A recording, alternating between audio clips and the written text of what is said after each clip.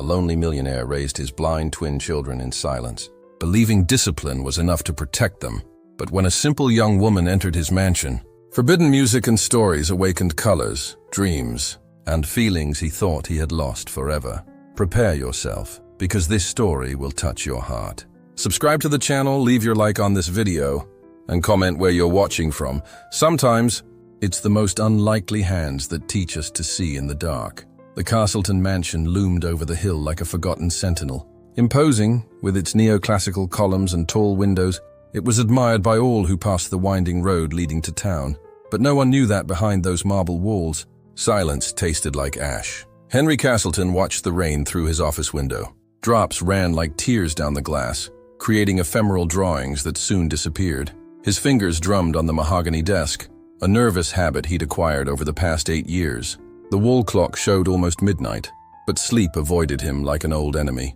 It was Helen's anniversary, 8 years since she had departed, taking with her the color of his days, leaving behind 2 small beings who would never see the world she loved to paint. "Sir?" The butler's voice interrupted his thoughts. "The boys are still awake. They ask if you can see them before they sleep." Henry closed his eyes. His shoulders weighed as if carrying the world. "Tell them I'm busy, Augustus. Tomorrow I'll speak with them." The butler hesitated but nodded and withdrew. Henry knew he was failing. He knew he should climb those stairs, enter the children's room, embrace them and say everything would be fine. But how could he, if he himself didn't believe it? He opened the drawer and withdrew the photograph. Helen smiled, her eyes full of that light that always seemed to emanate from her. 7 months pregnant, radiant, holding a brush like a magic wand. "I'll paint the world for them," she used to say. "Even if they can't see with their eyes, they'll feel the colors with their hearts." He had believed her, believed that together they would overcome any obstacle. But then came that night, the bleeding, the doctors running, and the silence that followed. A silence that never left. The twins, Michael and Gabriel, were born the same minute Helen stopped breathing. Perfect in almost everything except for the eyes that would never open to light. A doctor, trying to console him, had said perhaps it was better that way. "They'll never know what they lost by not being able to see." Henry almost punched him right there. How could it be better to live in darkness? How could it be better to never know their mother's face, even in a photograph? In the first years, he had hired the best specialists. Surgeries, experimental treatments, consultations with renowned doctors from other countries. Nothing had worked. The blindness was irreversible. It was then that something inside him broke definitively. He resigned himself. He transformed the mansion into a fortress. He removed all of Helen's paintings from the walls. It hurt too much to see the talent she could never pass on to her children. He established rigid routines for the boys, private tutors, rules, schedules, discipline. In his mind, it was the only way to prepare them for a world that would be merciless. Affection was locked away with Helen's memories. Demonstrations of affection became rare, restricted to shoulder squeezes and occasional words of approval when the boys fulfilled their obligations. Henry closed the drawer with the photograph. 8 years. It seemed like an eternity, and at the same time a blink of an eye. He got up and walked to the door. Maybe he should go see them after all. But when his hand touched the handle, he pulled back. What would he say? How would he explain that the date marking their birth was the same that destroyed his heart? He returned to the desk and poured himself another dose of whiskey. Tomorrow, he decided. Tomorrow would be different. Upstairs, Michael and Gabriel waited, sitting side by side on the bed. Their small fingers intertwined as they always did when they wanted to feel safe. They listened to the rain beating against the window. "He's not coming, is he?" whispered Gabriel. Michael squeezed his brother's hand. "No, but it's all right. We have each other." The two lay down, their heads close on the same pillow. They learned early to find comfort in small things. The sound of each other's breathing, the warmth of their joined hands, the smell of rain entering through the window crack. That night, like so many others, they fell asleep, telling stories they invented about a world full of colors they'd never seen, but somehow managed to imagine. Morning brought the sun, and with it, the bustle of employees. The housekeeper, Mrs. Matilda, walked the corridors with her usual energy, instructing the staff about the day's tasks. Henry had left early for a business meeting. The boys were already awake, dressed, and having breakfast in the enormous dining room, accompanied by the tutor who taught them Braille and other special skills. Mrs. Matilda entered the kitchen hurriedly, where the staff prepared lunch under the command of Chef Francois, a temperamental man Henry had hired from an award-winning restaurant. "Francois, we need to talk," she announced, her face contracted with concern. The chef stepped away from the stove. cleaning his hands on the white apron. "What is it this time, Matilda? If it's about the menu, I already said I won't serve that tasteless food you suggest." "It's not that." She lowered her voice, approaching. "It's Carmen. She had an accident, slipped in the rain and broke her ankle. She won't be able to return for at least 2 months." Francois let out a curse in French. "And how will I work without my main assistant?" "Impossible. I've already found a replacement," Matilda hurried. "A girl from the village. Inexperienced, but seems willing to learn. Mr. Castleton authorized me to hire her temporarily." "Inexperienced?" Francois seemed horrified.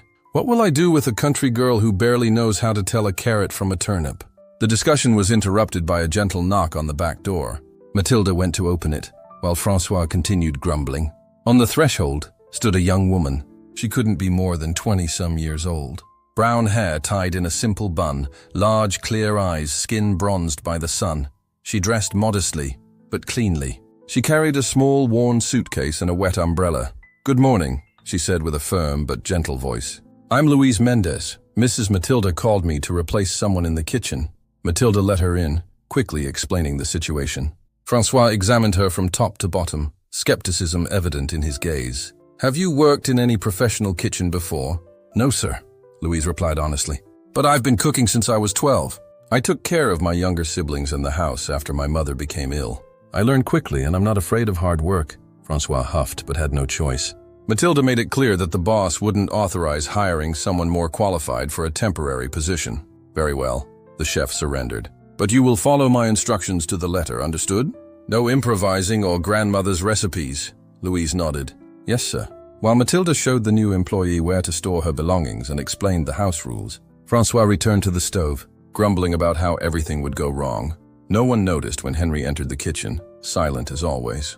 Only when his deep voice sounded did everyone turn, startled. "This is the new assistant?"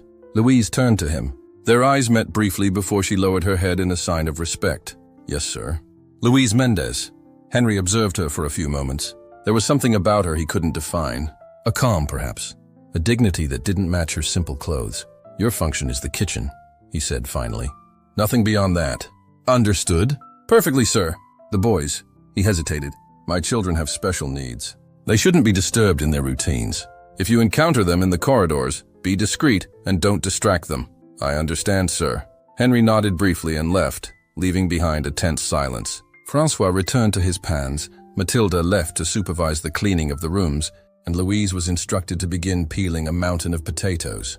Alone in her corner of the kitchen, Louise worked with silent efficiency. From time to time, she cast curious glances around, absorbing the details of this new environment. The kitchen was luxurious and modern, but somehow it seemed cold, like everything else in the house she had glimpsed so far. While her hands worked mechanically, her mind wandered. Why did such a rich man live with such bitterness? What had happened to the boy's mother?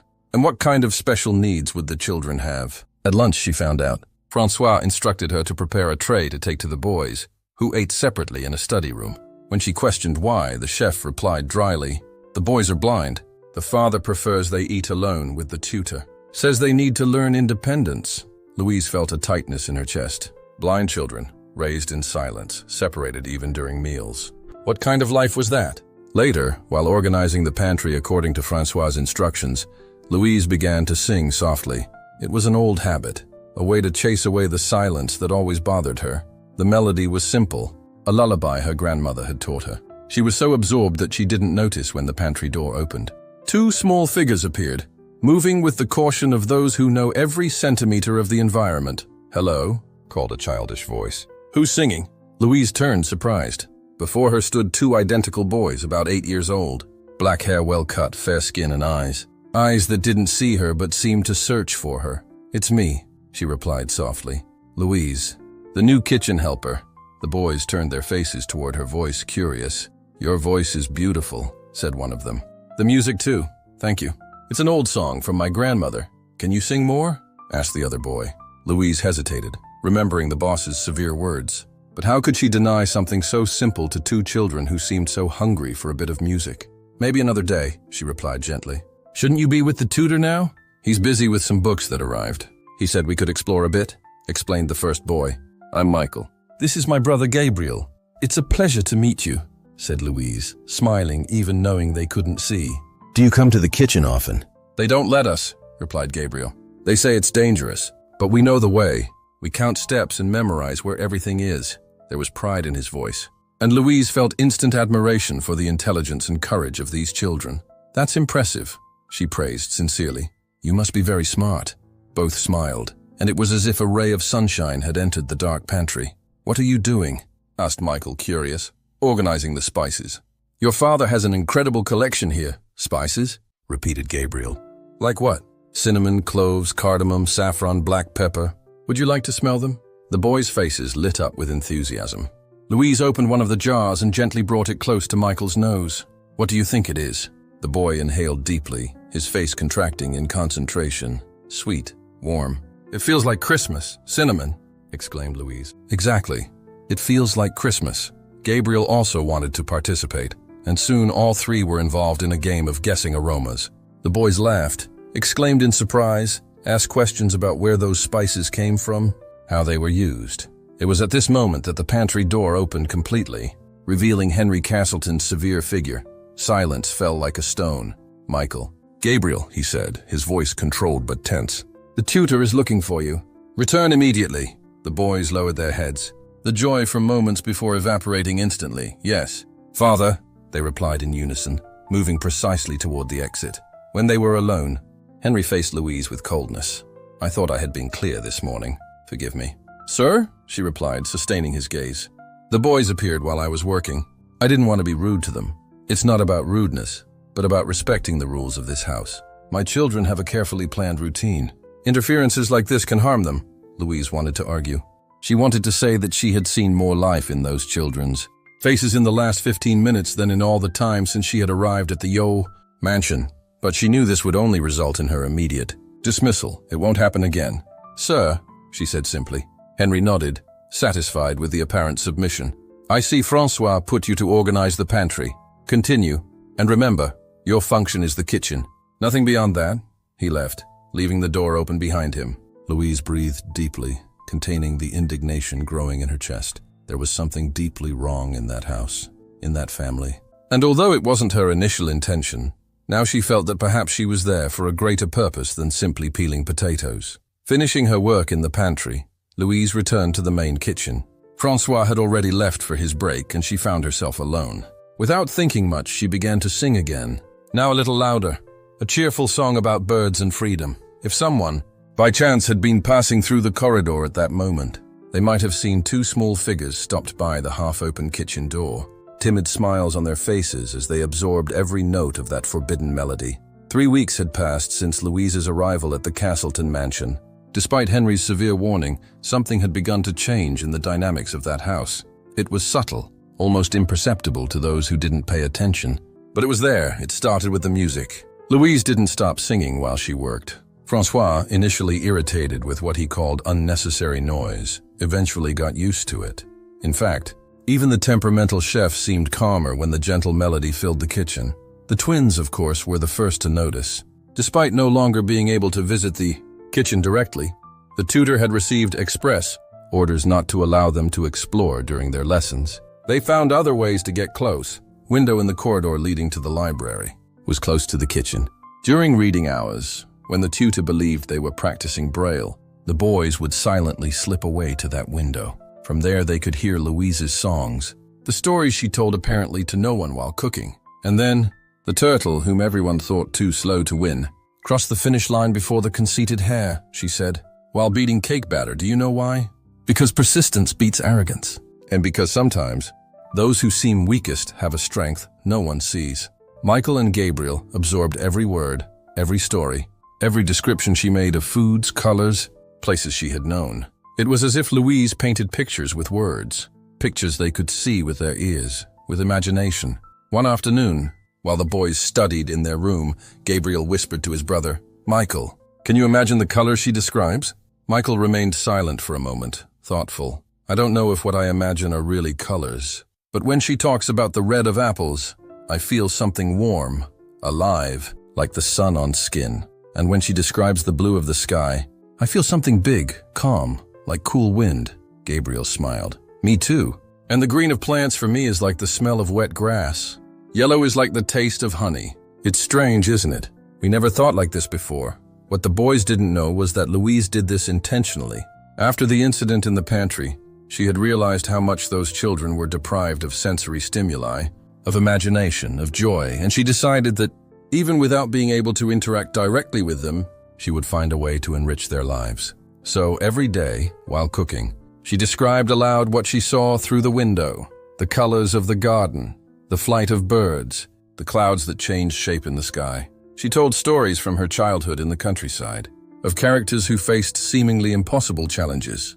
She sang songs that spoke of courage, of hope, of worlds beyond what could be seen with the eyes, and slowly, without anyone noticing, the atmosphere in the mansion began to change.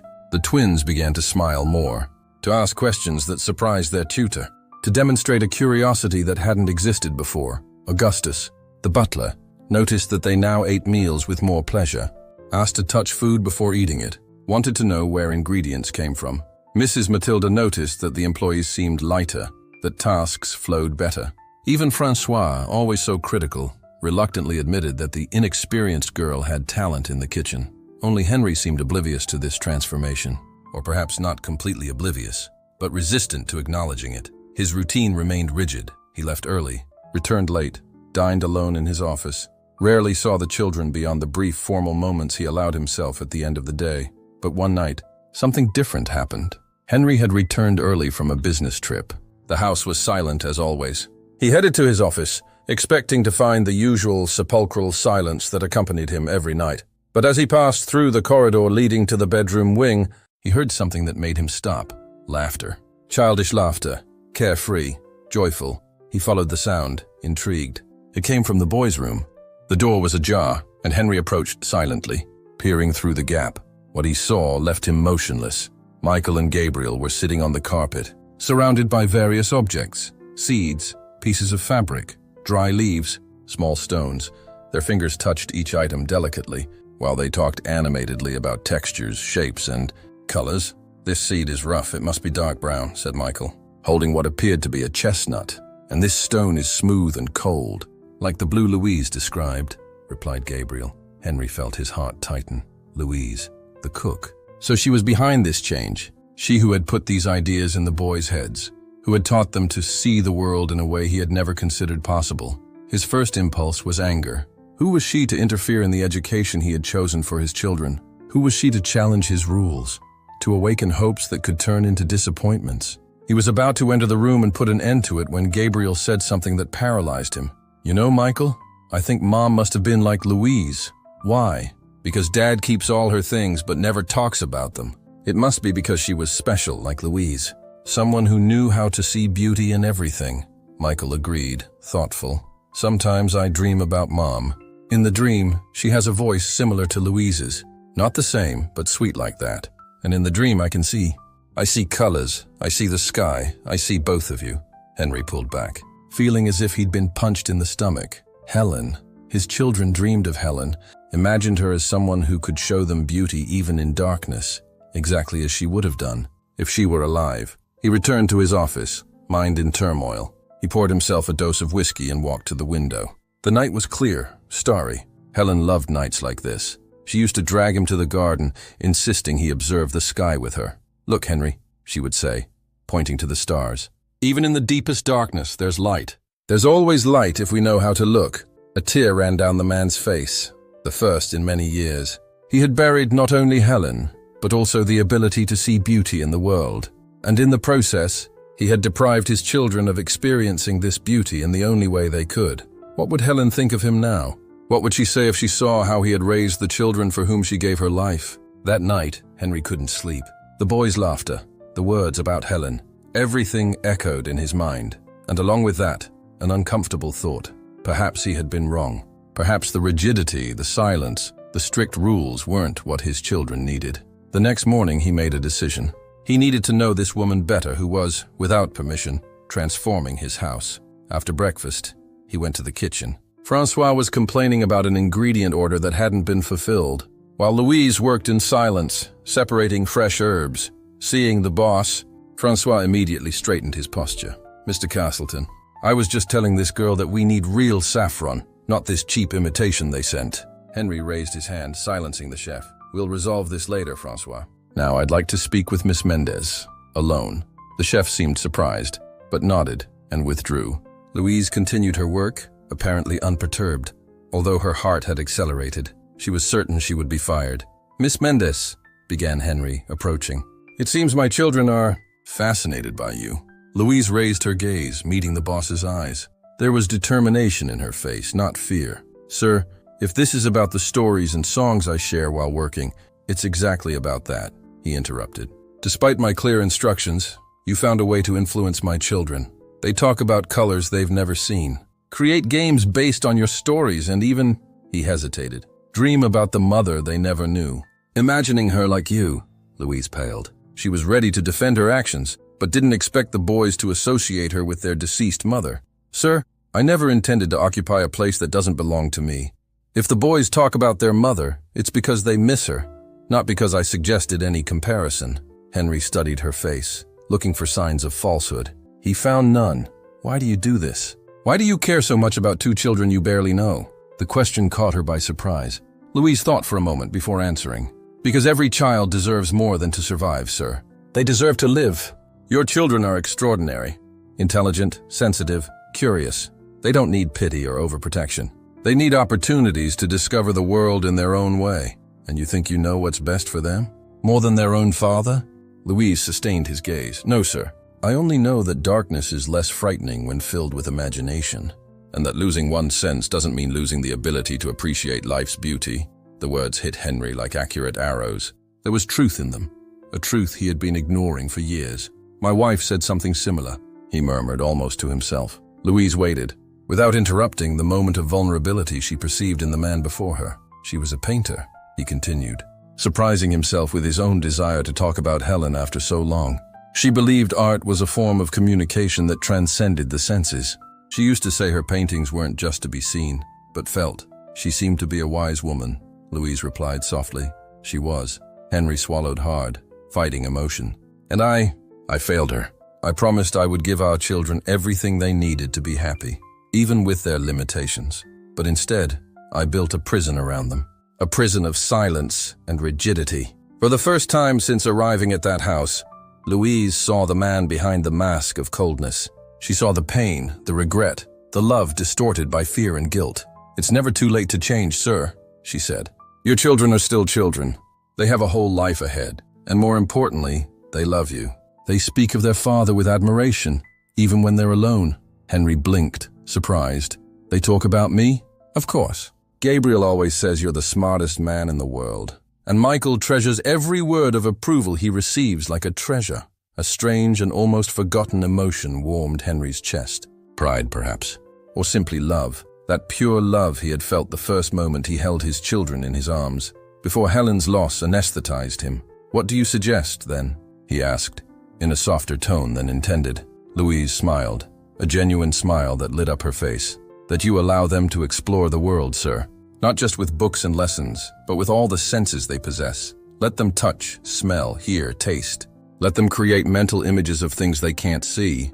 And especially, let them laugh, play, be children. Henry remained silent for a long moment.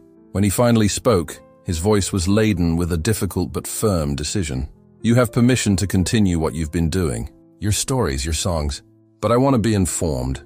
I want to know what my children are learning. Louise's face lit up with genuine joy. Thank you, sir. You won't regret it. Your children have so much potential, so much capacity to appreciate life. Henry raised his hand, interrupting her. Don't exaggerate, Miss Mendez. I'm just conducting a test. If I notice this is harming the boys in any way, we'll return to the previous system. Are we understood? Perfectly, sir, she replied, containing her excitement. Henry nodded briefly and left the kitchen, leaving Louise with a mixture of relief and hope. Little did she know that she had just planted a seed that would forever change the destiny of that family. The following weeks brought subtle but significant changes to the Castleton mansion. With Henry's tacit permission, Louise began to interact more directly with the twins, not just during meals, but in small moments throughout the day. She began teaching them to identify foods by smell, texture, the sound they made when cut or cooked. She occasionally took them to the kitchen, where they could touch ingredients, feel the oven's temperature, hear the bubbling of pots. This is a tomato, she explained, guiding their little hands. Feel how the skin is smooth but firm?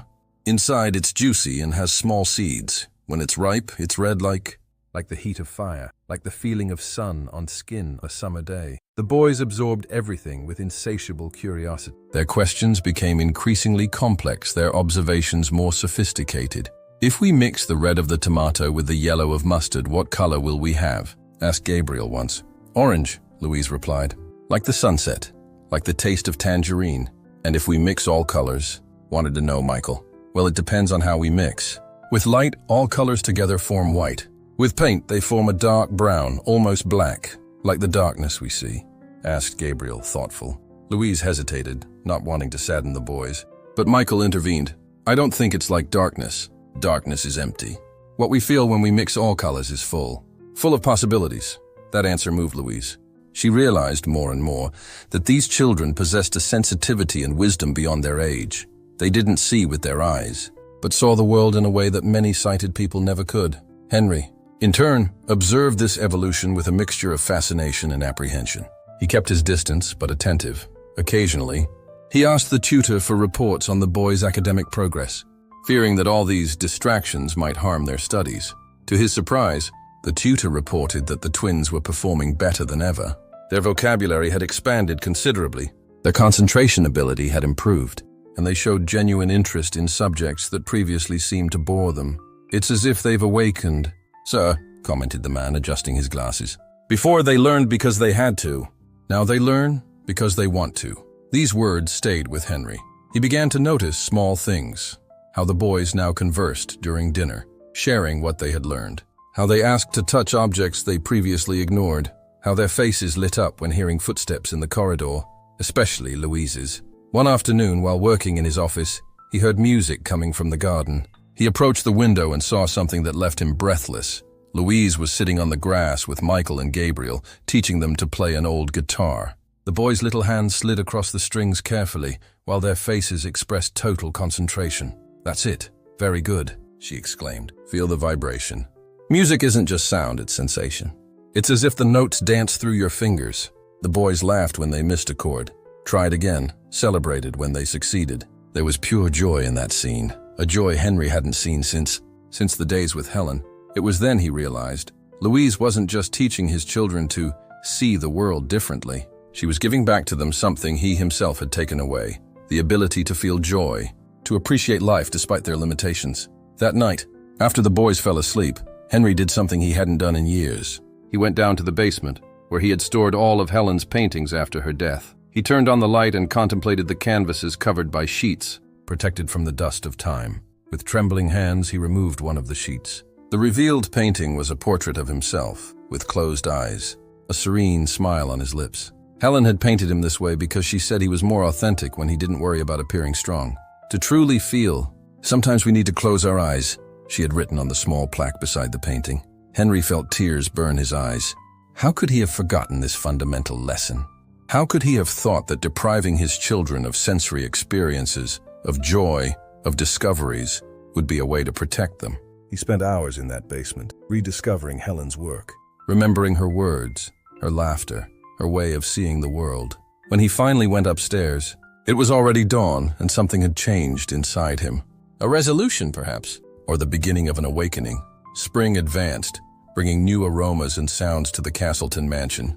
The gardens bloomed under the careful care of gardeners, and birdsong filled the air from dawn. One morning, while preparing breakfast, Louise was surprised by Henry's presence in the kitchen.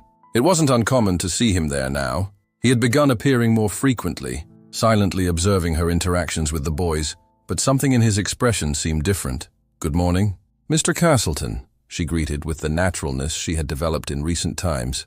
Good morning, Miss Mendez, he replied, seeming somewhat uncomfortable. I would like to make a request.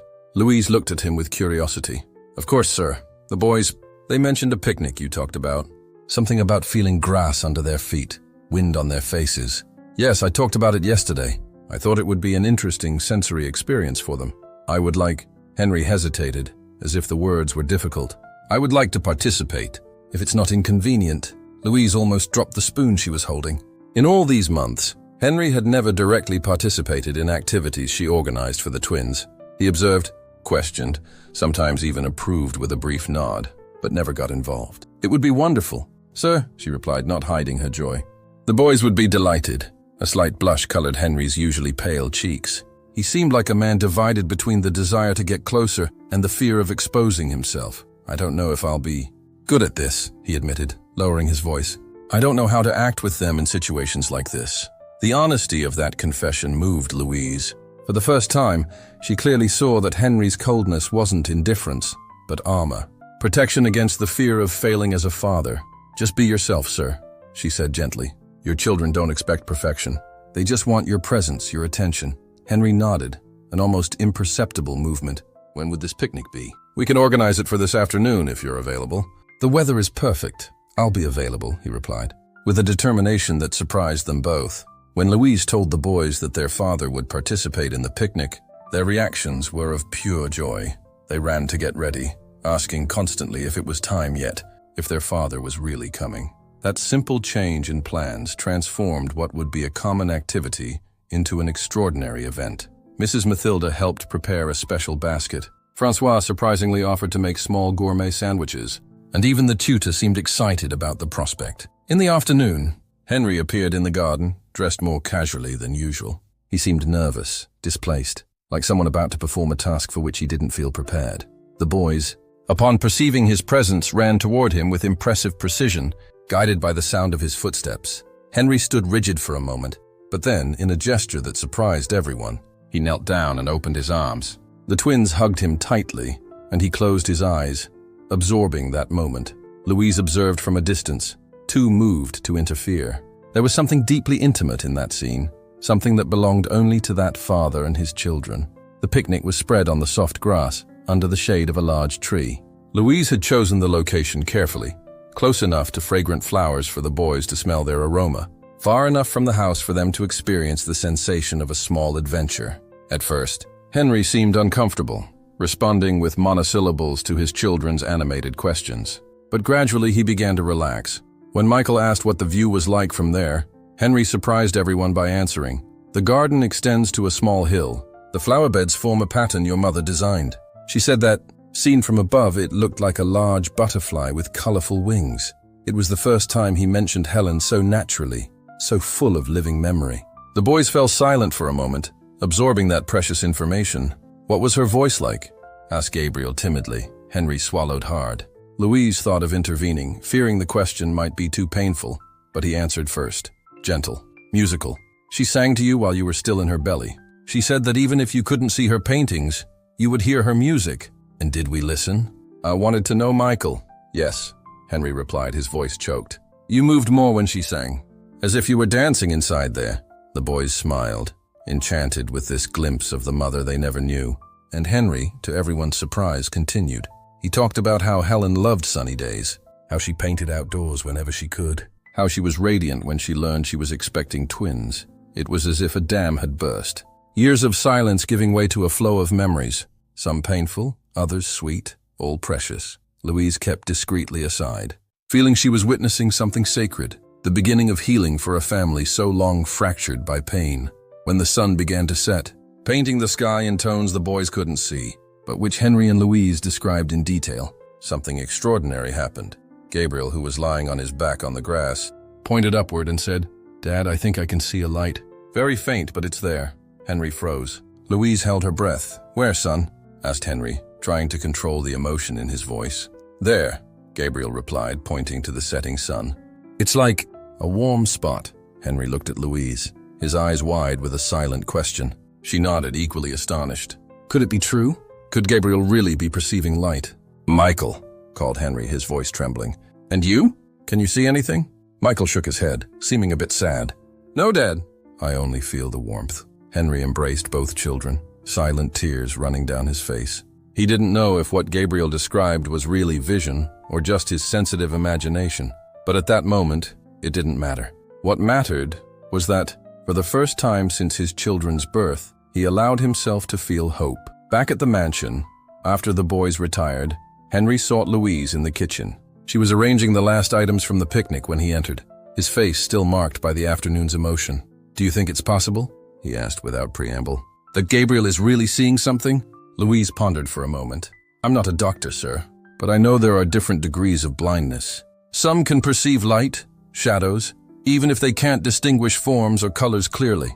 But the doctors said it was permanent, irreversible, and maybe it is," she replied carefully.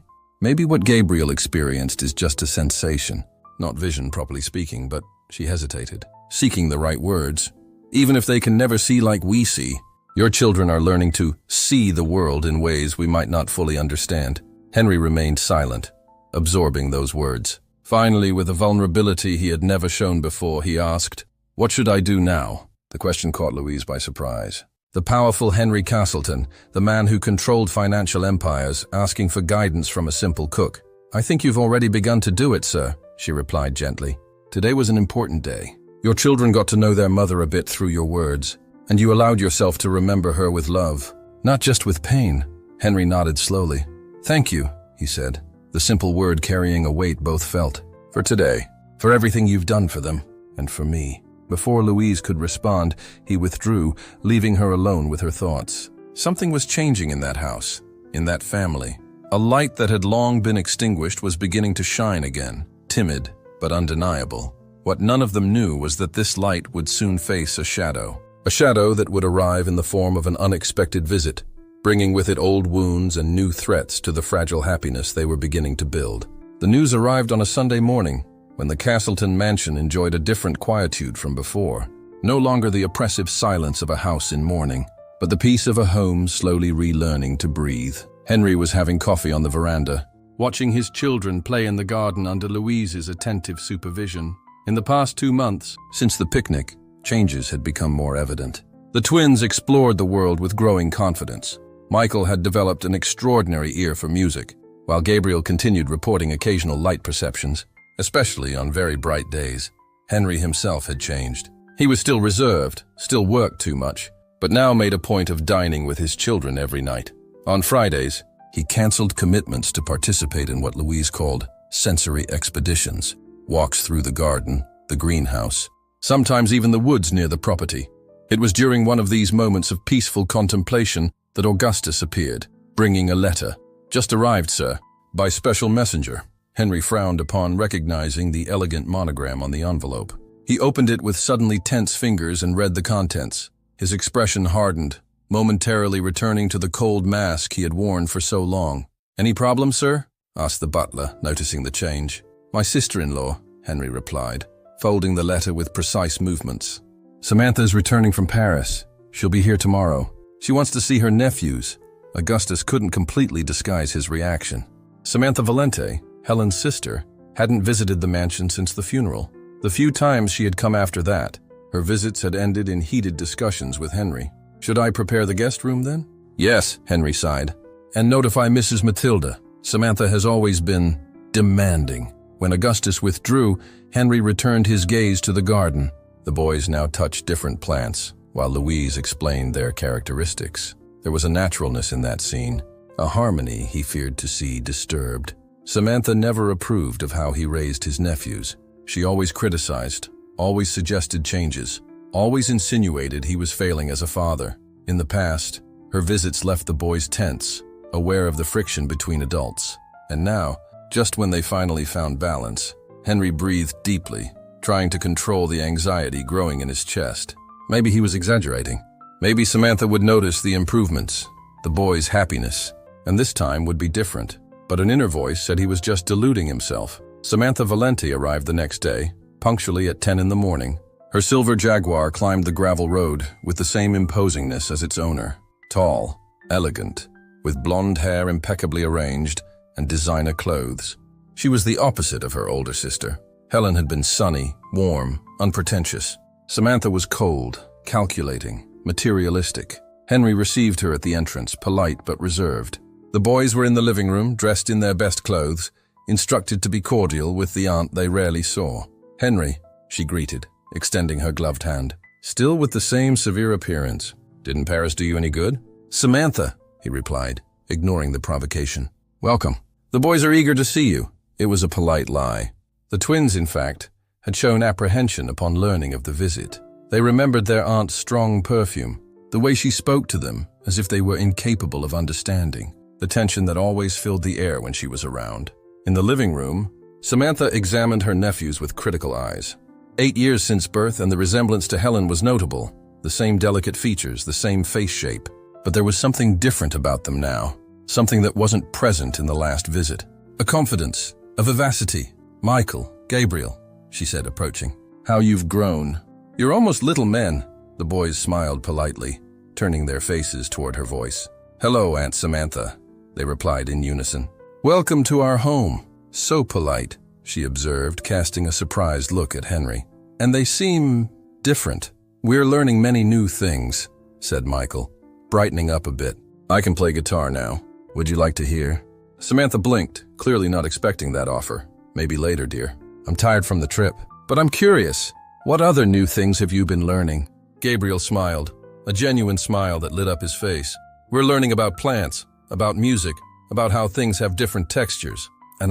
He hesitated, looking in his father's direction, as if asking for permission. "Tell her, son," Henry encouraged. "I sometimes can see light. Not always and not much, but I can." Samantha's eyes widened, turning quickly to Henry. "What? How so? Didn't the doctor say it was impossible?" "It's a recent phenomenon," Henry explained cautiously. "We haven't consulted specialists yet, but Gabriel has been reporting occasional visual perceptions, mainly on very bright days." "And why haven't you taken him to a doctor immediately?" demanded Samantha, her voice rising. "This could be important. It could mean there's treatment." The boys shrank slightly at their aunt's tone. Henry noticed and intervened. "Children, why don't you go with Augustus to the kitchen? Louise was preparing something special for you, remember?" At hearing Louise's name, the twins brightened again. Augustus, who waited discreetly in a corner, approached to guide them. When they left, Samantha turned to Henry, her eyes flashing. "Who is Louise?" Henry hesitated. He knew this question would come eventually, but didn't expect it so soon. "Our cook. She has been a good influence on the boys." Samantha narrowed her eyes. "Cook? Since when do you allow the servants to have such familiarity with my nephews?" The possessive tone didn't go unnoticed. "My children, Samantha," Henry corrected firmly. "And yes, Louise is technically an employee, but has done more for Michael and Gabriel in recent months than many professionals have done in years." "What exactly does that mean? What has this woman been doing?" Henry breathed deeply, preparing for a battle he knew was inevitable. "She taught them to experience the world in ways I never considered. Through sounds, aromas, textures. They're happier, more confident, and yes, maybe it was under her influence that Gabriel began to perceive light." Samantha stared at him for a long moment, a calculating expression on her perfect face. "It seems many things have changed since my last visit," she said finally. "I'm eager to meet this miraculous cook." The tone made it clear she was far from impressed. There was a poorly disguised hostility, a distrust Henry knew all too well. "I'll show you to your room," he said, changing the subject. "You must be tired from the trip, as you said."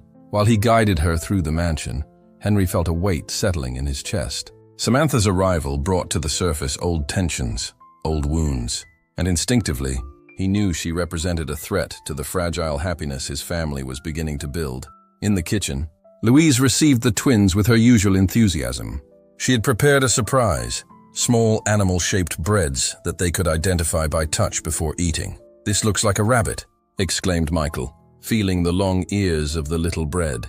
"And this is an elephant," guessed Gabriel. Touching the small trunk, Louise smiled, appreciating the boy's joy, when she noticed a presence at the door. She turned and saw an elegant woman observing the scene with evident disapproval. "So you're the famous Louise," said Samantha, entering the kitchen as if she owned the place.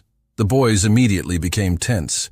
"Aunt Samantha," said Gabriel, his voice losing the animation from moments before. Louise quickly understood the situation. Henry had mentioned his sister-in-law's arrival, but didn't expect to find her so soon. "Mrs. Valente," she greeted politely. "It's a pleasure to meet you. The boys speak of you often?" It was a gentle lie. The twins rarely mentioned their aunt, and when they did, it was with poorly disguised apprehension. Samantha smiled, a smile that didn't reach her eyes. "How interesting. They never mentioned you in our phone conversations." Another subtle blow. Louise maintained her composure. "We've only been getting to know each other for a few months, but it's been a joy to live with Michael and Gabriel. They're extraordinary children." "Yes, they are," Samantha agreed, her tone softening slightly as she looked at her nephews. "And they deserve the best care, the best professionals." The emphasis on the word professionals was obvious. Louise understood the insinuation, but chose not to respond directly. "Louise makes the best bread in the world, Aunt," intervened Michael, as if feeling the need to defend his friend. "And she teaches us about colors, even though we can't see them." "Really?" Samantha raised a perfectly outlined eyebrow. "And how does she do that?" "She associates colors with feelings, with sensations," Gabriel explained, brightening up. "Like red is warm and intense like fire, and blue is calm and fresh like water." "How creative?" Samantha commented, her tone clearly skeptical. "But I wonder if this doesn't create unrealistic expectations. After all, you both have a serious medical condition." Louise felt a shiver of indignation run down her spine. How could that woman speak like that in front of the children? As if blindness were a definitive sentence, an insurmountable limit. "Actually, Mrs. Valente," she replied with studied calm, "I'm not creating false expectations. I'm just showing the boys that there are many ways to see the world. Vision is just one of the senses we have." Samantha smiled coldly. "What inspiring thinking. I imagine you have training in child psychology? Or perhaps in special education?" The blow was direct. Louise felt her face heat up, but maintained composure. "No, ma'am. My training is quite simple. But I grew up caring for my grandfather, who lost his sight in his final years. With him, I learned that physical limitations don't need to be limitations for the soul." The boys listened attentively, their faces turning from one woman to the other, as if they could feel the growing tension in the air. "Touching," Samantha commented, sarcasm poorly disguised. "Well, I won't interrupt this sensory lesson anymore. Michael, Gabriel, after snack time, I'd like to show you the presents I brought from Paris." The twins nodded, but without the enthusiasm they would normally show at the mention of presents. When Samantha left, the air in the kitchen seemed lighter. "She doesn't like you," Michael stated, with the frankness characteristic of children. Louise sighed. "Sometimes, people take time to get to know each other, to understand each other," she replied diplomatically. "Your aunt wants the best for you, I'm sure. We just have different views about what the best is." "She's always been like this," Gabriel commented quietly. "Even before. I remember hearing her and Dad arguing when we were younger." Louise felt a pang of concern. She didn't want to be the cause of more conflicts in that family. Not when things were finally beginning to improve. "Let's finish our little breads, shall we? And then you can go see your aunt's presents. I'm sure she chose beautiful things for you." But while the boys ate, Louise couldn't shake the feeling that Samantha's arrival represented a threat, not just to her position in that house, but to all the progress the twins, and Henry, had achieved in recent months. During the following days, tension at the Castleton mansion grew silently, like a storm forming on the horizon. Samantha, who initially planned to stay only for the weekend, announced she would remain for an indefinite time. "I want to get to know the boys' routine better," she explained to Henry, while they had tea on the terrace. "See how they're being educated, what advances they've made. As Helen's sister, I feel it's my responsibility." Henry maintained a neutral expression, but his tense jaw betrayed his discomfort. "The boys have an established routine, Samantha. Tutors, activities, schedules. Your prolonged presence might be disturbing." "Disturbing?" she repeated, narrowing her eyes.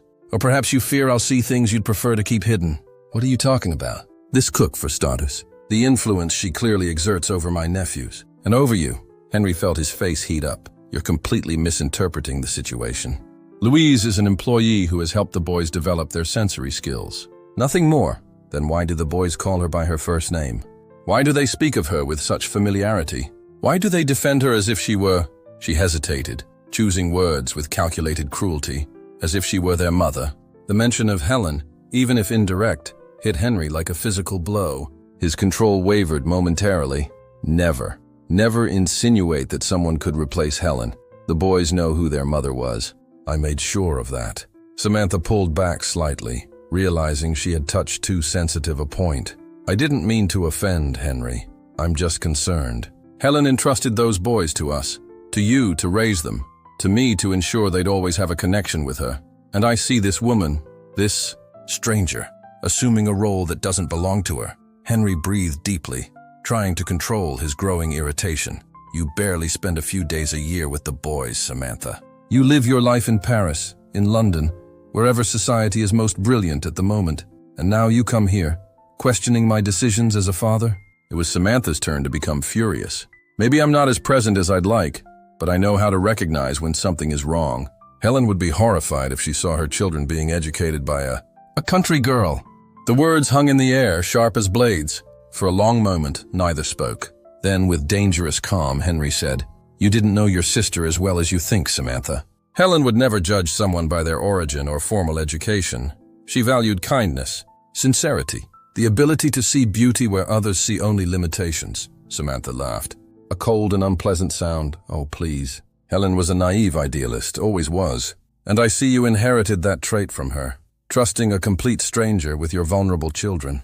She shook her head disapprovingly. Do you even know anything about this woman beyond what she told you? Henry hesitated. The truth was, he didn't. He had hired Louise based on Mrs. Matilda's recommendation, without much questioning. At the time, it seemed irrelevant. She was just a temporary replacement in the kitchen. Who could have predicted she would become so important? Samantha noticed his hesitation and smiled, triumphant, as I imagined. Well, maybe it's time to discover more about this mysterious savior, don't you think? Before Henry could respond, they were interrupted by laughter coming from the garden. Michael and Gabriel were running on the grass, following the sound of a small bell Louise rang. It was a new game she had invented to help them improve spatial orientation. The boys were radiant, their faces illuminated by smiles that, until a few months ago, were rare. Louise guided them with gentle words of encouragement, celebrating each success, helping them get up after each stumble. Observing the scene, Henry felt a contradictory emotion. On one hand, his children's evident joy. On the other, Samantha's poisonous words planting seeds of doubt. Who really was Louise Mendez? What did he know about her, beyond her apparent kindness and evident talent for dealing with his children? And if Samantha was right? And if there was something in her past, something that could represent a danger to the boys? The doubt, once planted, began to grow like a weed in his heart. Louise noticed the change almost immediately. Henry, who in recent weeks had become more accessible, more participative in his children's lives, returned to distancing himself. Not completely. He still dined with the boys, still asked about their day, but there was a reserve in his behavior, a subtle distrust in his gaze when he observed her. At first, she attributed the change to Samantha's presence. It was natural that he felt pressured, divided between his sister-in-law's expectations and the new path he had begun to walk with his children. But then she noticed other things, conversations that ceased abruptly when she entered a room. Glances exchanged between Samantha and Henry, and more disturbing, a discreet investigation into her past. Mrs. Matilda, always loyal, alerted her. She's been asking questions, dear, about your family, about where you lived before, about why you came to work here. And what did you say? Asked Louise, a knot forming in her stomach. The truth, of course. That you're a good girl, that you worked in various houses before this one, that you lost your parents early. But be careful. That woman is looking for something to use against you. The warning was unnecessary. Louise had already felt Samantha's growing hostility. The depreciative comments, the deliberate interruptions when she was with the boys, the insinuations about her lack of qualification. What surprised and hurt her was Henry's apparent receptivity to these manipulations. After everything they had achieved together, the visible transformation in the twins, how could he doubt her intentions? The answer came one rainy afternoon, when she found Henry alone in the library. He was examining some documents, his brow furrowed in concentration.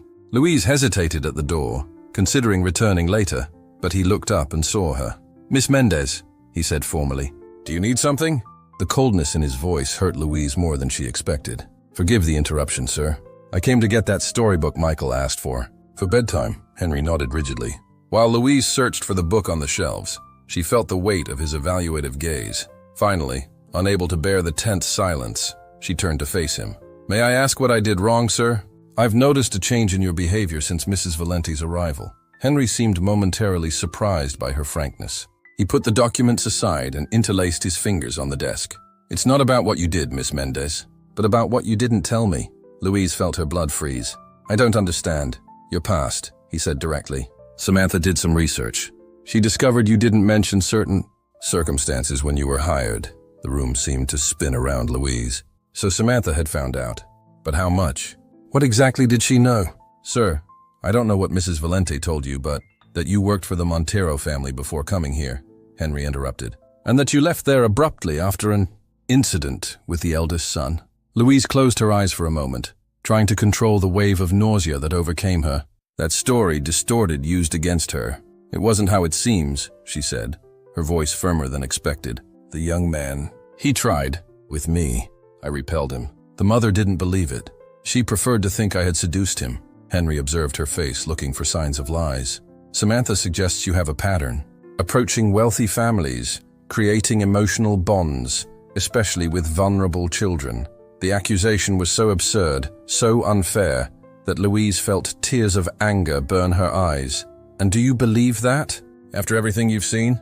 The transformation in the boys, the joy they've recovered? What I saw, Henry replied carefully, was a woman extraordinarily skilled at winning my children's trust, at becoming indispensable to them. Louise recoiled as if she'd been slapped. I understand. You think I have some ulterior motive. That I approached your children, helped them rediscover the joy of living, for some material interest. I didn't say that.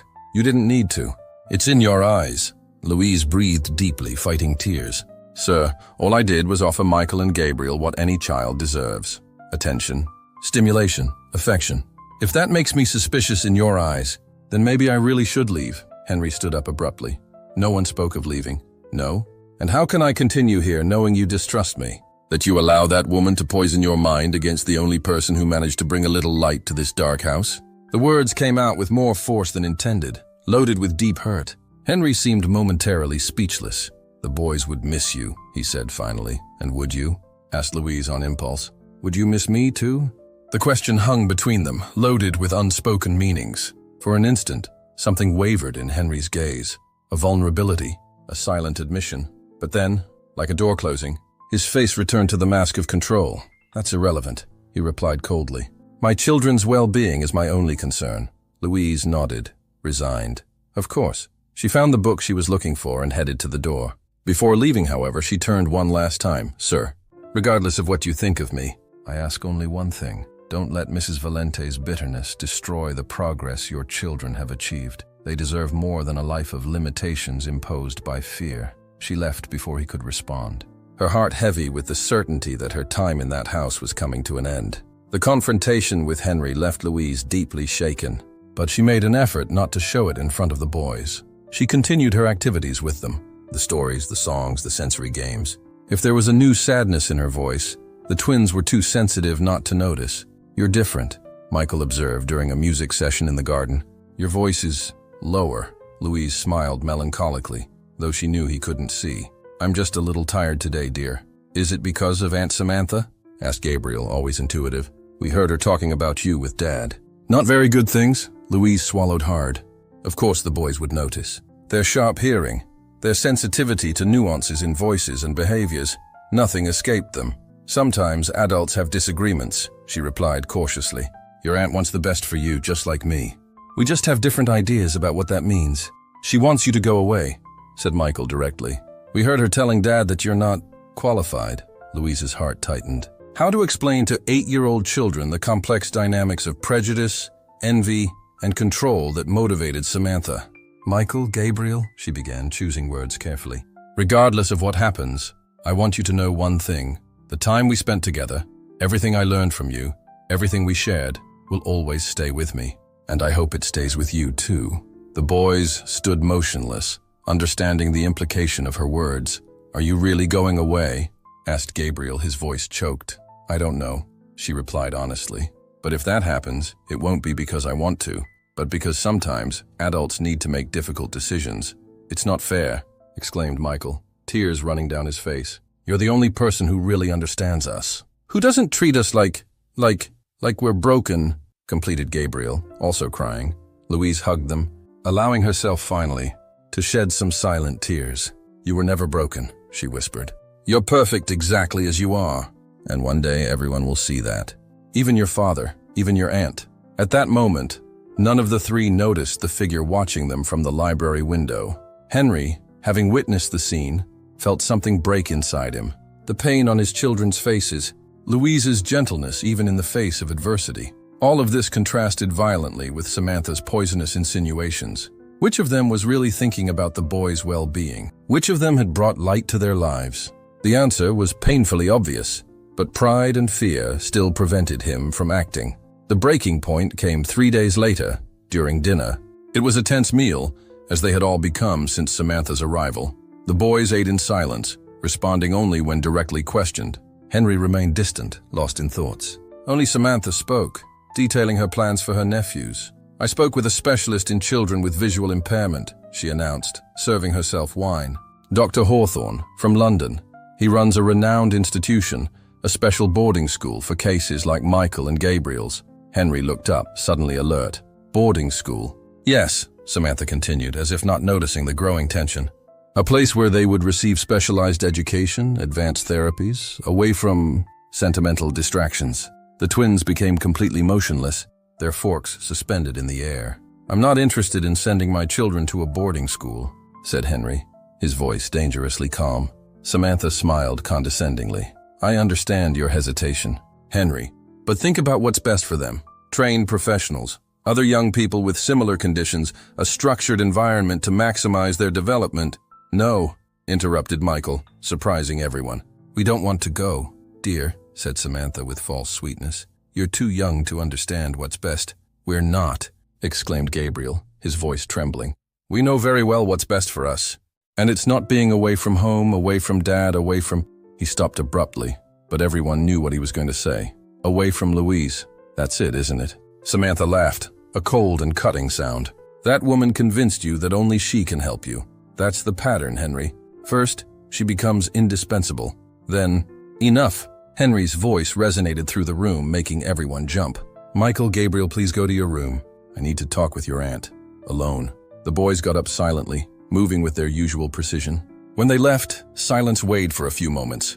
How dare you? Asked Henry finally. How dare you make plans for my children without my consent? Frighten them with stories of boarding schools? Samantha wasn't intimidated. Someone needs to think rationally in this house, since you're clearly blinded by that. That imposter. Blind, repeated Henry, a bitter laugh escaping his lips. What an interesting choice of words, Samantha. It's exactly what I was for years. Blind to my children's suffering, to the prison I created around them, to the life I denied them out of fear and bitterness. You're being melodramatic, she disdained. You gave them the best money can buy. Tutors, doctors, treatments. But I didn't give them what they needed most, Henry interrupted, his voice softer now. Hope, joy, the chance to discover their own capabilities. He paused, facing his sister-in-law with a direct gaze. It was Louise who gave them that. Not me, not you, not the expensive specialists I hired over the years. Samantha pursed her lips in displeasure. So that's it? You're going to allow an uneducated cook, a woman with a questionable past, to determine the future of Helen's children? No, Henry replied, standing up. I will determine my children's future, and I begin by deciding who should be part of that future. The implication hung in the air for a moment, before Samantha fully understood. Are you expelling me? She asked, incredulous.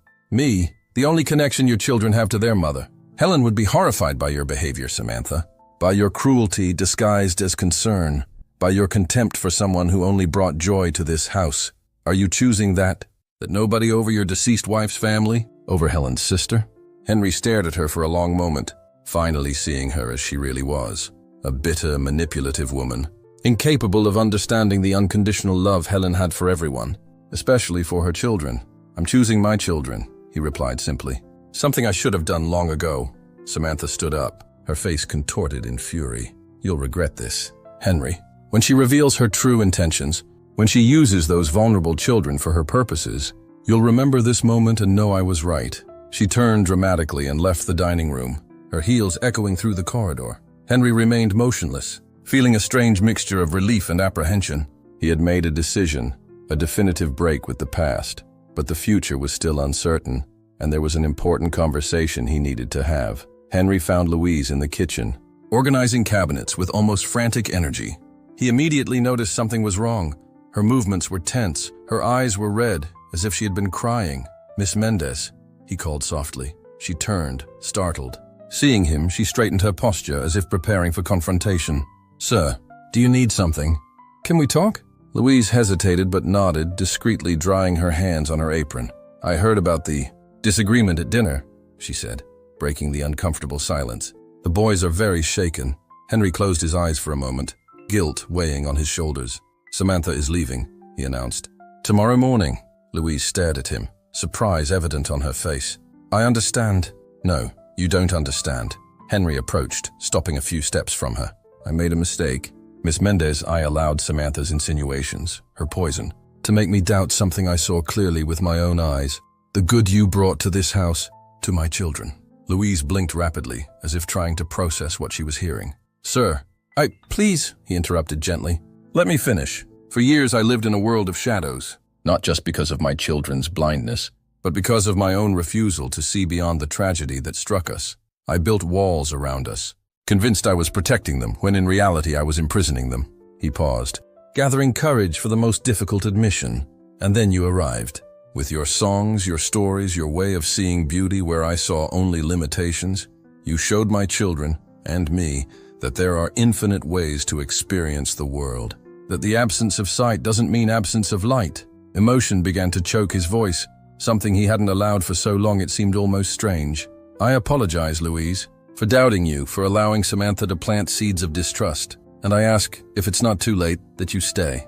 Not just as an employee, but as part of this family you helped rebuild." Silent tears ran down Louise's face. They were tears of relief, surprise, an emotion she couldn't completely name. "The boys need you," Henry continued, taking another step closer. "And I do too." It was a moment of pure truth, without masks, without defenses. A man finally admitting, not just to Louise, but to himself, how much she meant. "Are you sure?" she asked, her voice barely a whisper. "Your sister-in-law. Samantha doesn't understand what happened here. She can't see beyond her own prejudices, her own bitterness. But I see what you did for Michael and Gabriel. How you helped them flourish, believe in themselves. I just showed them what was already there," Louise replied modestly. "The courage, the sensitivity, the intelligence, all of that was always in them. Yes, but it was asleep, like my own heart." The words escaped before he could contain them, an admission he hadn't planned to make. Louise looked at him with wide eyes, as if not believing what she had just heard. "Henry," it was the first time she called him by name, without formalities, without barriers. The sound was soft, almost a caress. "I'm not asking for anything," he hurried to clarify. "Just that you stay. That you continue being this light that guides us. The boys adore you, and you?" she encouraged, when he hesitated. "I discovered that life didn't end that night, 8 years ago. That there's still room for growth, for joy, for new beginnings." Louise smiled, a luminous smile through tears. "I would be honored to be part of this new beginning," she said simply. Henry felt an immense weight leave his shoulders. He didn't know exactly what would happen next, what form this new chapter in their lives would take. He only knew that, for the first time in many years, he was looking at the future not with fear, but with hope. Samantha's departure the next morning was tense but brief. She said goodbye to her nephews with a formality that barely disguised her frustration, and to Henry with a final warning. "This isn't over, Henry. I'll take legal measures if necessary. Helen entrusted those boys to us, and I won't allow them to be raised by that woman." "Do what you think best, Samantha," he replied calmly. "But know that I'll face any battle for my children's well-being, and now I know, without doubt, where that well-being truly lies." She left with promises of return and veiled threats, but somehow her words seemed empty, powerless, as if the spell she once cast over Henry, the spell of guilt, family obligation, had been definitively broken. When Samantha's car disappeared down the road, a sense of peace descended over the Castleton mansion. It was as if the air had become lighter, colors more vivid, sounds clearer. The twins, upon realizing their aunt had left, showed almost palpable relief. Their smiles returned. Their enthusiasm for activities with Louise doubled. "She's not coming back, is she?" asked Michael when Henry took them for a walk in the garden that afternoon. "Your aunt will always be welcome for visits," Henry replied diplomatically. "But the decisions about our family, about how you'll be raised, are mine, and no one else's." Gabriel, who walked hand in hand with his father, squeezed his fingers affectionately. "Dad, can I ask something?" "Of course, son." "Louise, is she really going to stay with us? Forever?" Henry felt his heart accelerate slightly. Forever was too big a promise, impossible to guarantee. But he knew what the boys really wanted to know.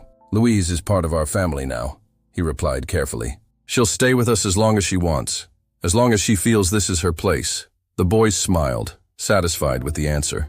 For them, it was simple. Louise had brought joy, understanding, new ways to experience the world. She belonged there, with them. For Henry, the situation was more complex. His feelings for Louise had grown beyond gratitude, beyond professional respect. But there were so many obstacles. The grief for Helen, still not completely processed. The social and educational differences between them. The fear that any change might destabilize the fragile balance his children had found. And there was also the mystery of Gabriel's visual perceptions. Since the picnic day, the boy had continued reporting brief moments when he saw something, usually described as light spots, without defined forms, but undeniably present. Henry had finally decided to take him to a specialist, not with hopes of a miraculous cure, but to understand what was really happening. The consultation was scheduled for the following week, at a medical center in the capital. It was Louise who suggested Michael should also be examined, even without reporting the same symptoms as his brother. They're identical twins, she argued. If there's some physiological change in Gabriel, maybe there's something similar, though more subtle, in Michael. It was a logical thought that Henry hadn't considered. Once again, Louise's unique perspective, her ability to see possibilities where others saw only limitations, proved invaluable. The following week passed in a whirlwind of preparations for the trip to the capital. It was the first time the boys would leave the property for something beyond routine medical consultations, and their excitement was contagious. "What's the city like, Dad?" asked Michael, while Louise helped him choose clothes for the trip. "Noisy," Henry replied with a slight smile. "Full of sounds, smells, movements. You'll love and hate it at the same time." "And will we stay in a hotel?" wanted to know Gabriel. "With those enormous beds you described?" "Yes, and room service and elevators and all those things you only know from stories." The boys vibrated with excitement. For children who rarely left the mansion, the prospect of an adventure in the big city was as exciting as it was scary. Louise watched the scene with a serene smile. Seeing Henry like this, relaxed, genuinely involved with his children, was a wonderful transformation. He still had moments of rigidity, excessive worry, but they were increasingly rare. "You're coming with us, aren't you?" asked Michael, turning toward Louise. She hesitated, looking at Henry. They hadn't discussed this specifically. As far as she knew, she would stay at the mansion while father and children traveled. Henry noticed her hesitation and quickly intervened. "Of course Louise will come if she wants. Actually, I don't know how we'd manage without her." The relief and joy on the boys' faces were evident. But it was Louise's expression that captured Henry's attention. Surprise, gratitude, and something deeper, something that made his heart race. "It would be an honor to accompany you," she said softly. "Then it's decided," Henry concluded, feeling a strange excitement, almost like his children's. "We'll leave Monday, the four of us together, the four, like a family." The thought came without warning, bringing with it a wave of contradictory emotions. Guilt, hope, fear, joy. But predominant among all was a sensation Henry thought he had lost forever, the feeling of possibilities, of a future not just to be endured, but to be lived fully. The capital was exactly as Henry had described, noisy, chaotic, vibrant. The twins, initially overwhelmed by the cacophony of sounds and smells, soon adapted, absorbing each new experience with enthusiasm. The luxury hotel where they stayed became an adventure in itself. Michael and Gabriel were fascinated by the elevator, asking to go up and down several times, feeling the curious sensation in their stomachs. The enormous beds, room service, the constant noise of the city outside.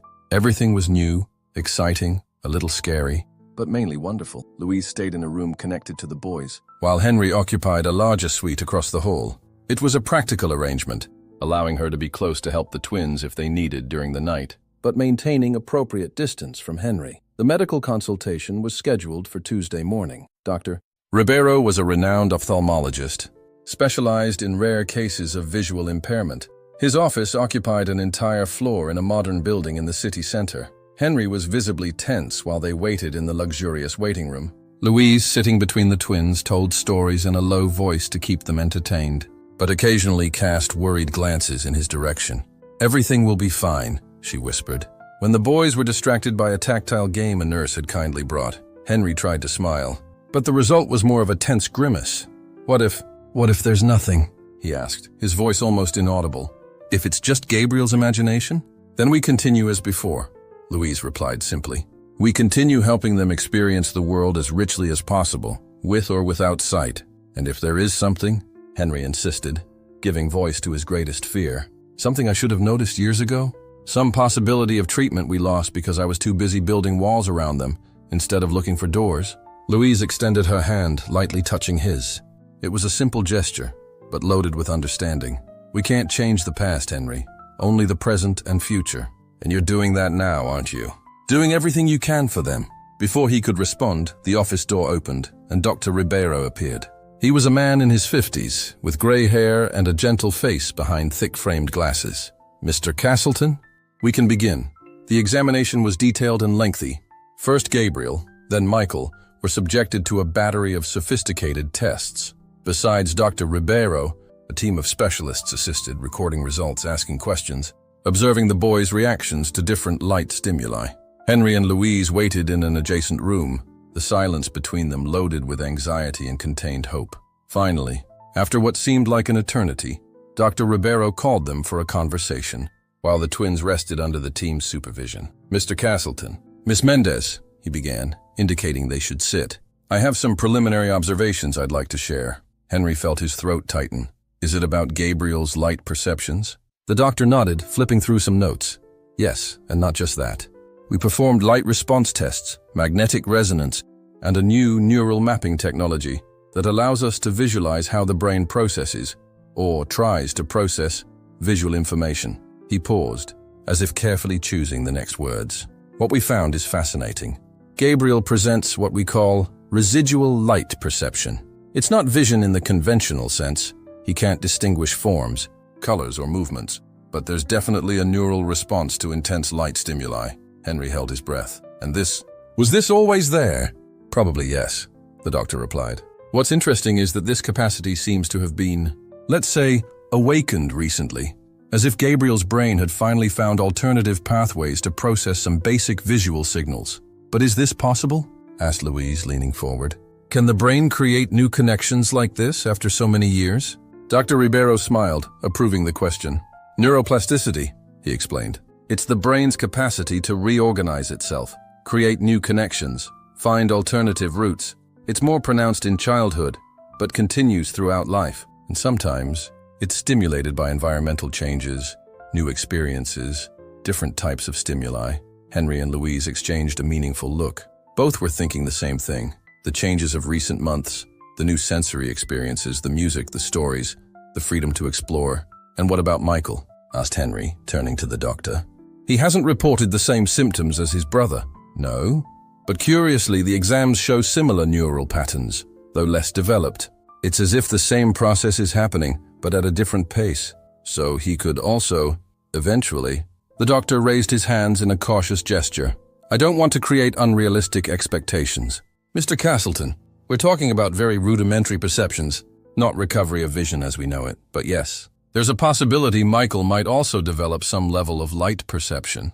Henry felt a wave of emotions so intense he could barely breathe.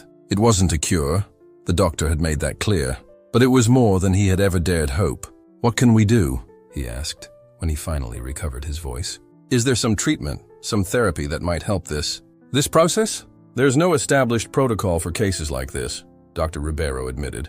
"But based on what you've reported about recent changes in the boy's routine, I would recommend continuing exactly what you've been doing. Exposure to diverse sensory stimuli, activities that encourage imagination, music, stories, tactile exploration, and of course, regular medical follow-up to monitor any progress."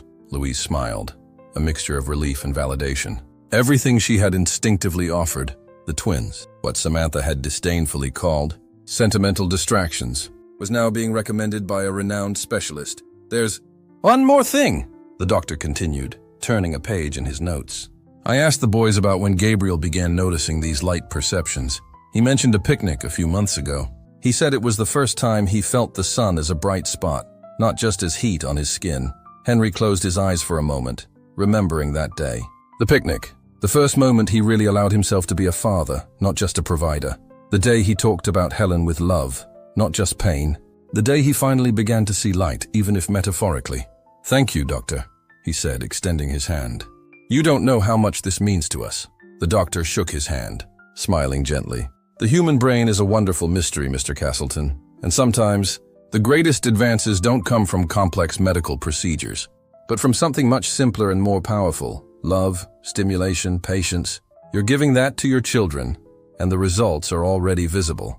Literally." The trip back home was marked by an atmosphere of contained hope. Henry and Louise had decided not to overwhelm the boys with expectations or excessive attention about the medical discoveries.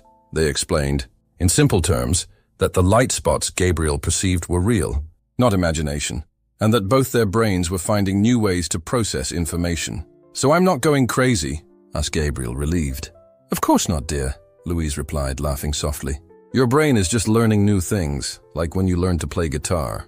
And can I also learn to see light spots?" wanted to know Michael, a note of hope in his voice. Henry intervened, cautious. "The doctor said it's possible, son. But even if it doesn't happen, you have other incredible talents. Your ear for music, for example, is exceptional." Michael smiled, satisfied with the answer. There was no envy between the brothers, only shared joy for each achievement, each discovery. During the return trip, the boys fell asleep in the back seat, exhausted by the excitement of recent days. Henry drove in silence, occasionally glancing at Louise, who watched the landscape through the passenger window. "What are you thinking about?" he asked finally. She turned to him, a slight smile on her lips, about how unpredictable life is. "A year ago, I was desperate for a job, any job. And now, Henry encouraged, when she hesitated. "Now I'm here, part of something wonderful. Seeing these boys flourish, discovering new possibilities every day." Henry nodded, feeling a lump in his throat. "You changed our lives, Louise. Not just theirs, but mine too." She blushed slightly, looking away to her hands in her lap. "It was a mutual transformation, I believe. You three gave me a purpose, a meaning I didn't have before." "And what about the future?" asked Henry, his voice low so as not to wake the boys. Have you wondered where all this is leading us?" The question hung between them, loaded with unspoken meanings. Louise knew he wasn't talking just about the twins' medical progress, but about something more personal, more delicate. "I think about it every day," she admitted finally. "And to be honest, I don't know. I only know I want to be there, see what happens, be part of it, if you'll let me." "If we'll let you?" repeated Henry, incredulous. "Louise, you're essential now. To them, to me. I can't imagine our life without you." The words came out with more force, more emotion than intended. For a moment, a tense silence filled the car. Then softly Louise replied, "Neither can I imagine my life without you anymore." It was almost a declaration, not of romantic love, not yet, but of commitment, of a conscious choice to remain, to build something together, whatever name they gave to it. Henry smiled, a smile that illuminated his face in a way Louise rarely saw, a smile that reminded her of that man in the photograph with Helen before tragedy and grief transformed him. "Then let's not worry about definitions now," he said. "Let's just continue, one day at a time. Seeing where this takes us. One day at a time," Louise agreed, returning the smile. "I like that." In the back seat, Michael and Gabriel continued sleeping, their heads close, hands intertwined as they always did. But anyone who looked carefully might notice something new. Small smiles on their faces, as if, even in dreams, they felt the promise of better days ahead. The following months brought gradual but significant changes to the Castleton mansion. Following Dr. Ribeiro's recommendations, Henry hired therapists specialized in sensory stimulation, music therapists, and even an architect to redesign parts of the house, making it more accessible and stimulating for the twins. The boys' room, previously austere and functional, gained textured walls, sound mobiles that tinkled with the breeze, and special lighting that created different light intensities. Ideal for Gabriel's growing visual perception practices, the garden, always well-maintained but rarely used in the past, became the heart of the property. New beds were created, with aromatic plants arranged in patterns the boys could read with their fingers. A small fountain was installed, its constant murmur serving as an auditory reference point. Louise, far from being relegated only to the kitchen, officially became the coordinator of these transformations. Henry had insisted she assume a new role, more fitting with her true contribution to the family. "I can't continue treating you as a simple employee," he had explained. "Not when you're clearly the mind behind so many improvements in the boys' lives." She had accepted, not without some hesitation. After all, her story with the Montero family still occasionally haunted her. But Henry's unwavering trust, the twins' evident adoration, and her own sense of purpose finally prevailed over these fears. Samantha's threats, surprisingly, never materialized. A few months after her dramatic departure, Henry had received a formal letter from a lawyer, requesting regular reports on the nephew's development, but without mentioning any legal actions. It was as if even Samantha realized the futility of fighting against the obvious improvement. In the twins' quality of life, Gabriel continued, reporting light perceptions, now with greater frequency and a bit more detail. "Today I saw something moving through the bright spot," he would occasionally say, usually referring to moments when someone passed between him and an intense light source.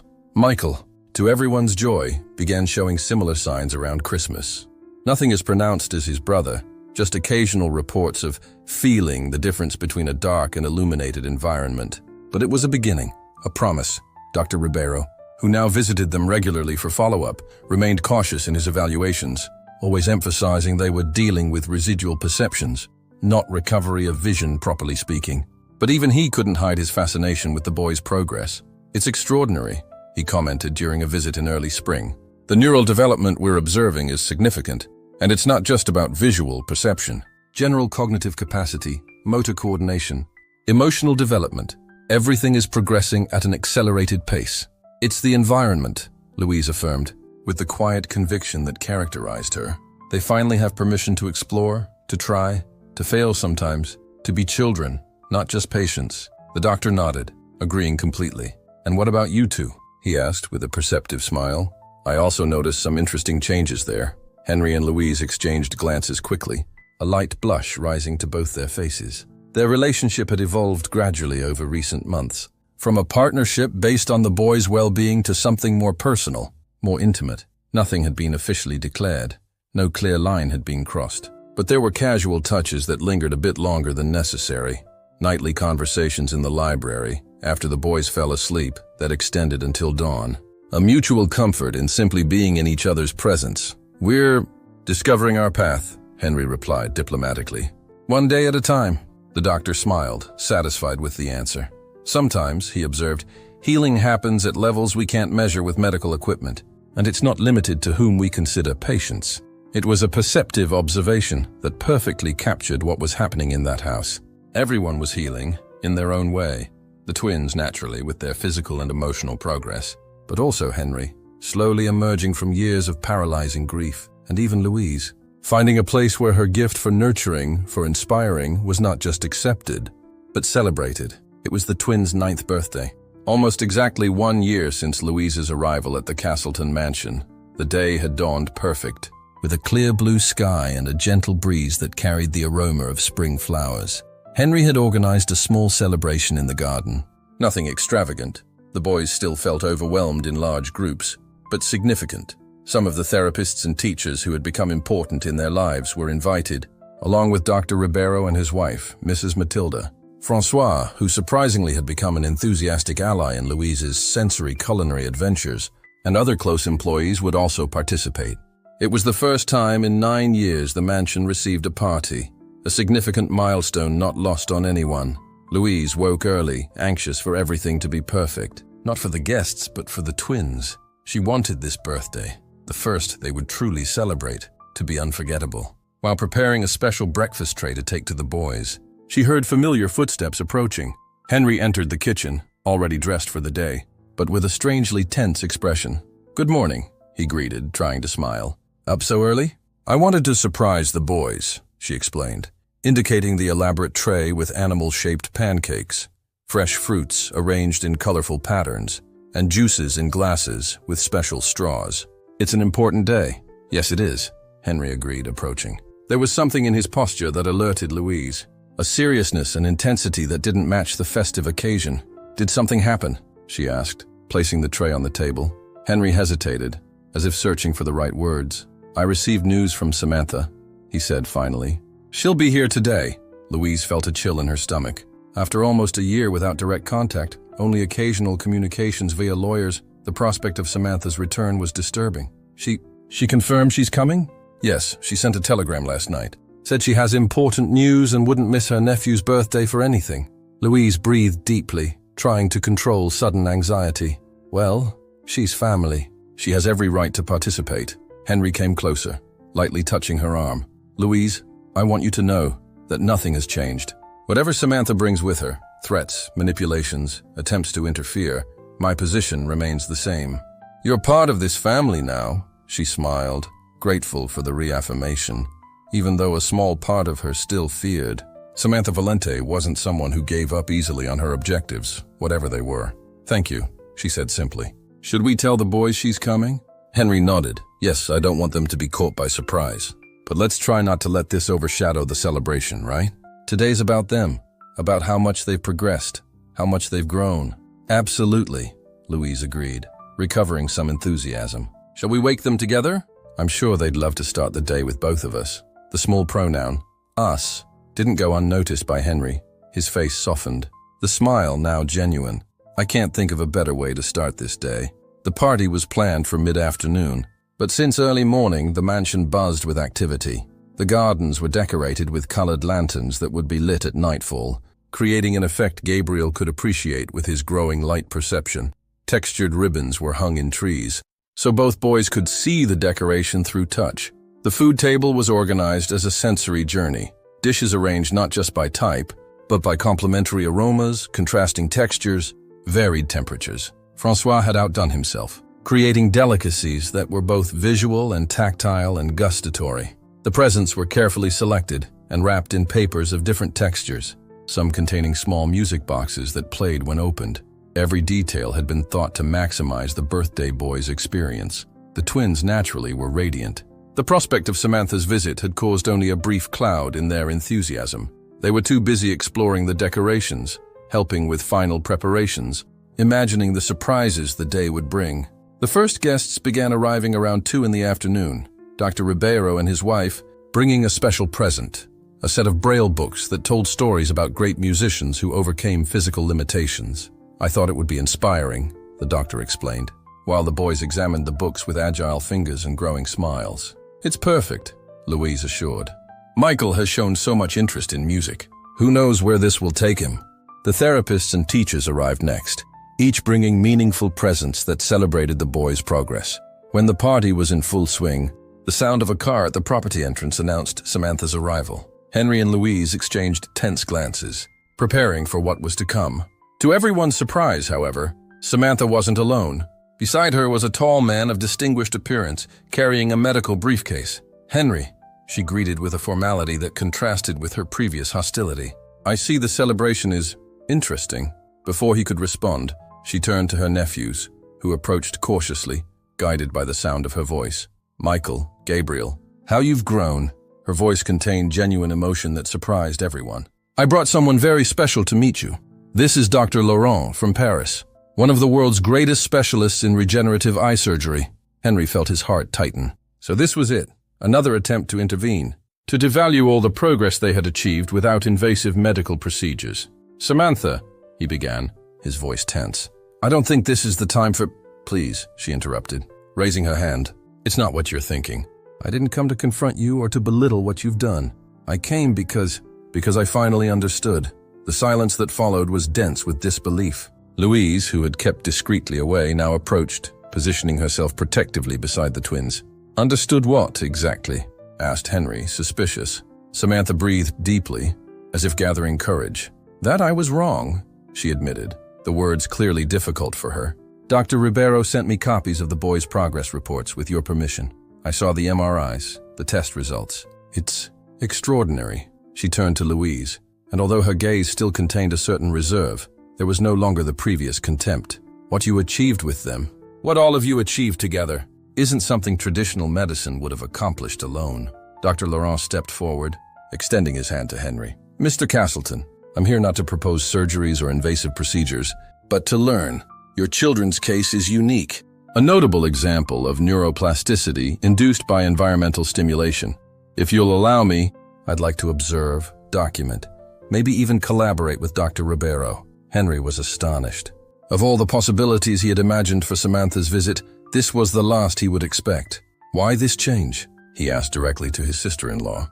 "After everything you said, all the threats." Samantha looked away, an unusual gesture for someone usually so confident. "Helen," she replied simply, "I finally asked myself what my sister would really want for her children. It wasn't easy to admit that she would have loved what you created here. The music, the stories, the freedom to explore the world in their own way. It was exactly how she saw life." Her eyes shone with contained tears. Another surprise from someone who always seemed so controlled. "And what about you?" asked Henry, turning to Louise. "Do you still think she's how was it?" "Ah, yes, a country girl." Samantha blushed slightly. "I recognize I was unfair, prejudiced even, but the results speak for themselves. And besides," she hesitated, looking at her nephews who listened attentively to the conversation, "I've never seen Michael and Gabriel so happy, so confident. That counts more than any diploma or social position. It was a remarkable admission, coming from someone so proud. Louise, always compassionate, was the first to extend a hand in reconciliation. The boys would be happy to show their aunt everything they've learned this year, she offered. Wouldn't you, Michael, Gabriel? The twins nodded enthusiastically. For them, the world was simple. If Aunt Samantha was no longer a threat, if she had come to celebrate and not judge, then she was welcome in their circle of affection. The afternoon proceeded with a surprisingly harmonious atmosphere. Samantha, though still reserved, made a genuine effort to connect with her nephews, to understand their world. Dr. Laurent chatted animatedly with Dr. Ribeiro, two brilliant minds united by fascination with the twins' unique case. When the sun began to set, the colored lanterns were lit in the garden. Gabriel, holding his father's hand, exclaimed with joy, upon perceiving the points of light dancing in the growing darkness. "Dad, I can see so many lights." "Small ones, but they're everywhere." Henry felt tears in his eyes. It wasn't just the lanterns Gabriel perceived. It was something greater, something they had all built together. A world where darkness didn't mean absence of light, but just a different way to experience it. Louise approached silently, positioning herself beside them. Michael was a few steps ahead, playing a small melody on the guitar, surrounded by guests admiring his talent. "Do you know what I think?" Henry whispered to Louise. "That Helen would be proud, not just of the boys, but of us, of what we built here." Louise smiled, her eyes reflecting the garden's small lights. "I'm sure she would. And somehow, I think she was always here, guiding us." Henry took her hand in his, a gesture that now came naturally, without hesitation or guilt. "You brought light back to our lives, Louise. Not just for the boys, but for me too. Light I thought I had lost forever." She gently squeezed his hand, words unnecessary between them now. The future would still bring challenges. Of course, the twins' condition, even with notable progress, would still require special care, adaptations, patience, and their own relationship. This delicate balance between companionship and something deeper was still evolving. But at that moment under the starry sky, surrounded by people who genuinely cared, with soft music filling the air, a certainty solidified in their hearts. Together, they had learned to see in the dark, to find beauty where others saw only limitations, to build a full, rich, luminous life, even in the most unlikely circumstances. Michael finished his music and was received with warm applause. Gabriel ran to his brother, guided by clapping and laughter. The two embraced, as they always did in important moments, finding strength in each other. "Look at them," Henry murmured, his voice choked with emotion. Who would have thought a year ago? Louise rested her head on his shoulder, her heart overflowing with gratitude. "Sometimes," she said softly, "the most unlikely hands are those that teach us to see." And as night advanced, enveloping the Castleton mansion in its cloak of stars, one last lantern was lit, larger, brighter than the others. Gabriel pointed to it. "Excited, this one I can see clearly. It's like a small sun." Michael, even without the same visual perception, smiled upon feeling the warmth on his face. "I can't see, but I can feel," he said. "It's like it's inside me, too." Henry and Louise watched, hands still intertwined, hearts in perfect harmony, because that night, in that reborn family, everyone had discovered the same precious truth, that the most important light isn't what we see with our eyes, but what we feel with our hearts, and that light, once lit, never completely goes out. If stories like this touched you, share them. Other lights still wait to be discovered in the darkness.